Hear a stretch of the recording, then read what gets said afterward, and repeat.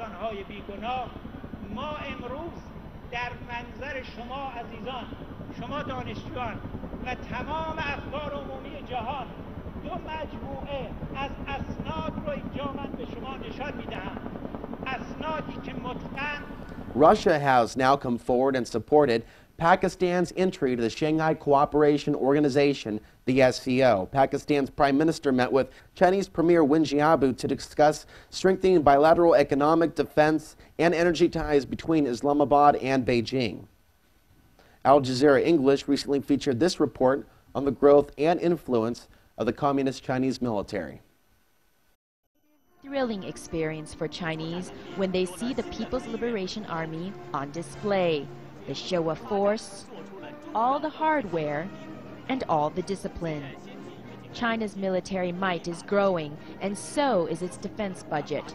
Happy faces here, but the development is alarming to China's neighbors and to the United States.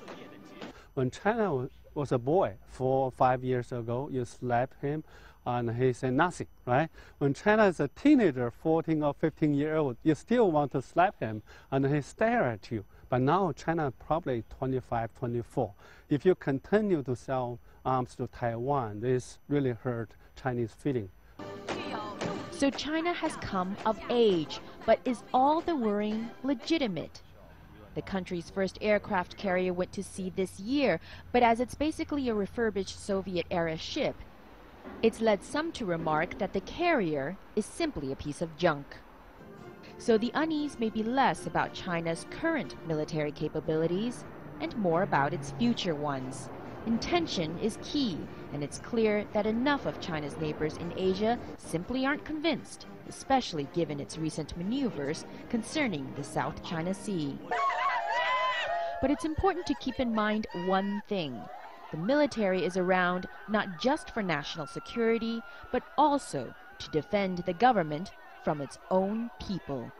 Unrest, protests, outright riots are a reality in a country that has grown so fast in so short a time.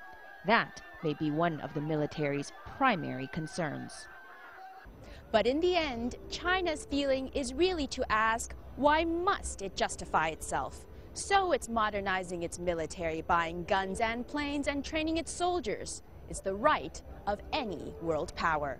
Melissa Chan, Al Jazeera, Beijing. The Senate Armed Services Committee is investigating counterfeit parts in military equipment. They found over 1 million suspect parts in the Pentagon supply chain, mostly from China. One example was a cockpit video display on an Air Force C-27J transport plane. It had bogus memory chips which could cause it to display the wrong information. At the same time, the U.S. Navy is unveiling their electromagnetic railgun, firing it for the 1,000th time, displaying it as a state-of-the-art weapon, and it's now edging closer to real-world deployment.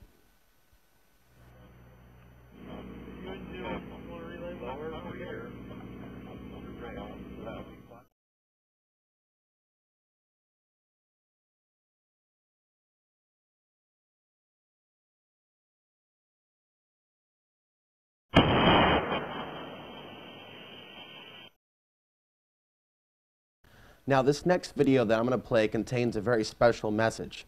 On the way that we're going, America's not going to last very long. In fact, it's going to have certain repercussions. Ron Paul, on March 11, 2009, he gave a speech before Congress. It was entitled Imagine. This is not Ron Paul speaking, but it is the actual words that he used in that, what I would call, historic speech. This is a time for everyone, whether you're in Congress or whether you're a regular citizen, to think about the repercussions for the things that the United States has done for a long time. For example, we have military bases all across the planet. If we had Chinese bases, as this video illustrates, we wouldn't like that too much in this country. We're going to be back in just a few minutes. Watch this video with an open mind and share it with those that need to hear the message. For a moment, that somewhere in the middle of Texas, there was a large, foreign military base. Say Chinese or Russian. Imagine that thousands of armed foreign troops were constantly patrolling American streets in military vehicles. Imagine they were here under the auspices of keeping us safe, or promoting democracy, or protecting their strategic interests. Imagine that they operated outside of U.S. law and that the Constitution did not apply to them. Imagine that every now and then they made mistakes or acted on bad information and accidentally killed or terrorized innocent Americans, including women and children, most of the time with little or no repercussions or consequences. Imagine that they set up checkpoints on our soil and routinely searched and ransacked entire neighborhoods of homes. Imagine if Americans were fearful of these foreign troops and overwhelmingly thought America would be better off without their presence. Imagine if some Americans were so angry about them being in Texas that they actually joined together to fight them off in defense of our soil and sovereignty because leadership in government refused or were unable to do so. Imagine that those Americans were labeled terrorists or insurgents for their defensive actions and routinely killed or captured or tortured by the foreign troops on our land.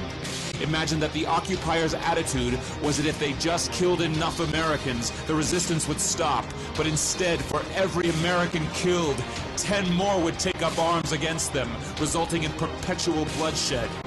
Imagine if most of the citizens of the foreign land also wanted these troops to return home. Imagine if they elected a leader who promised to bring them home and put an end to this horror. Imagine if that leader changed his mind once he took office. The reality is that our military presence on foreign soil is as offensive to the people that live there as armed Chinese troops would be if they were stationed in Texas. Shutting down military bases and ceasing to deal with other nations with threats and violence is not isolationism. It is the opposite. Opening ourselves up to friendship, honest trade, and diplomacy is the foreign policy of peace and prosperity. It is the only foreign policy that will not bankrupt us in the short order, as our current actions most definitely will. I share the disappointment of the American people in the foreign policy rhetoric coming from the administration.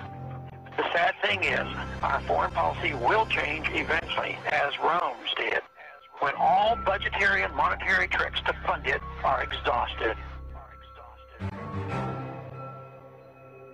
Click here to learn how Ron Paul is America's strongest presidential candidate on national defense. Or get Unable involved. to pay a $4 million electric bill, Michigan City turns off and removes many streetlights. When the debt-ridden community can no longer afford its monthly electric bill, elected officials there not only turned off 1,000 streetlights, they had them physically removed, ripped out, bulbs, poles, and all. Now nightfall cloaks most neighborhoods in complete darkness. Unlike many other cutbacks that can easily be reversed, this one appears to be permanent. In late August, contractors from DTE Energy Corporation began rolling through the streets, taking out 2/3 of the light poles. Crime was already up in the area.